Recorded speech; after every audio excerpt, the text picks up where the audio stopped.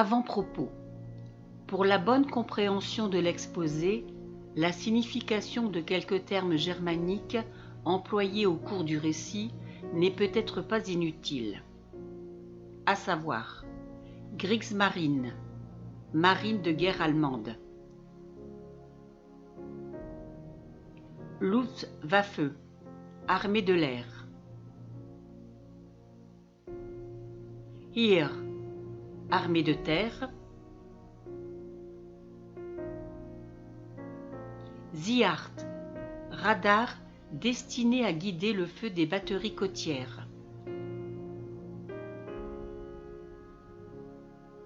Ziat, radar dédié à la localisation des navires. Feldwebel, sergent. Unteroffizier, sous-officier. Flak, DCA, défense contre l'aviation.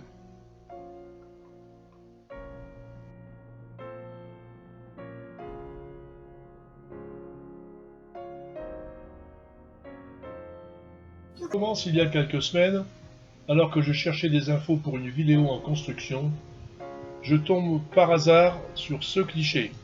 Il s'agit d'un avion Spitfire dont le pilote, au risque d'y laisser la vie en s'exposant au tir de la flak, a pris cette photo en 1942, en vue de faire un repérage des implantations militaires nazies sur Alprec, et en même temps pour laisser à penser aux Allemands que l'intérêt porté par les Alliés était l'idée d'un débarquement sur le détroit du Pas-de-Calais.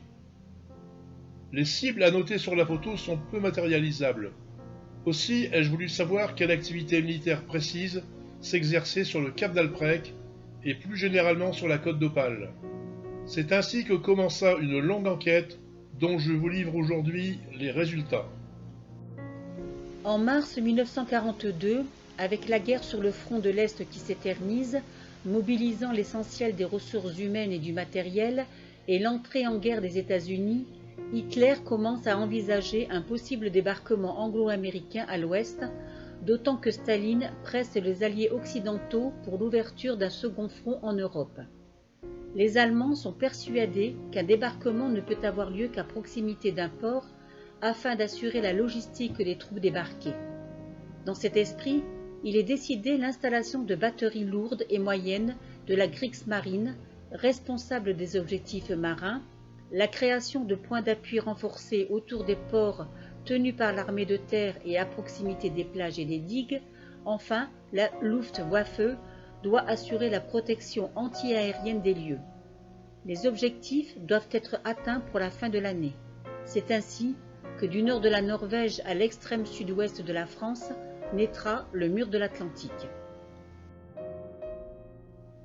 Dans cette logique, la protection des ports, sont créées pour le Nord-Pas-de-Calais 3 entités s'établissant sur Dunkerque, Calais et Boulogne.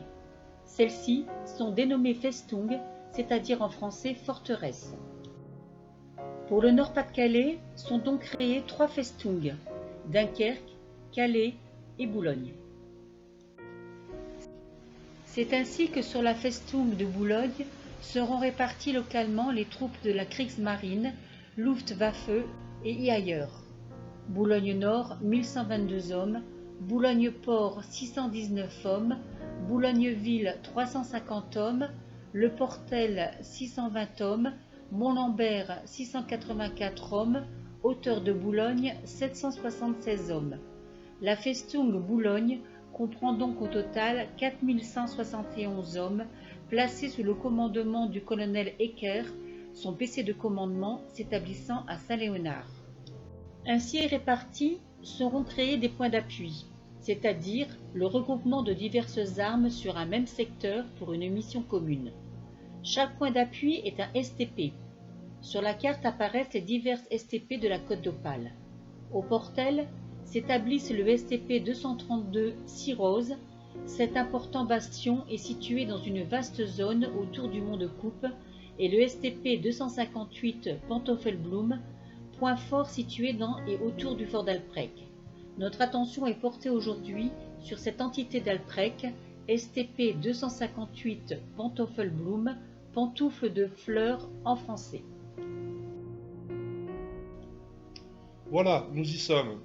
J'espère que pour en arriver là, je n'ai pas été trop long en explication, mais j'ai estimé que pour bien comprendre la suite de la vidéo, il fallait en connaître de l'organisation des armées allemandes en général, et dans notre région en particulier. Regardons maintenant comment s'est déroulée la Deuxième Guerre mondiale sur notre bon vieux Albrecht. Le STP 258 est situé à l'intérieur et à l'extérieur de l'ancien fort d'Albrecht. Celui-ci a été construit en 1877 pour contrôler la région au sud de Boulogne, depuis la falaise haute de 51 mètres. En 1940, les envahisseurs allemands ont retenu l'intérêt tactique des lieux. La marine allemande y crée un site radar baptisé Emma, et l'armée de terre y est présente avec une compagnie chargée de gérer les positions défensives. En 1943, entre Kriegsmarine et Heer, c'est donc 252 officiers, sous-officiers et hommes de troupes qui s'activeront sur le site. Ces personnels seront répartis en opérateurs radio, en préposés aux projecteurs anti-aériens, en localisateurs de l'aviation alliée par le son, en chercheurs radar.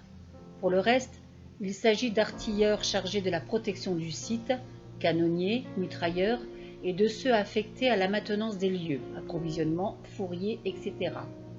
Ces hommes sont placés sous les ordres du Feldwebel Wolf, assisté de l'Unteroffizier Lehmatt. La station radar de la Kriegsmarine est baptisée dans un premier temps STP-14, puis en 1943 STP-258 Pantoffelblum. La Kriegsmarine, qui prend possession des lieux en 1941, met en place une station de détection reposant à cette date sur 2 appareils radars, un Courmark FMG 40 EMA L Guéret type DCA et un Freya FUMG 80.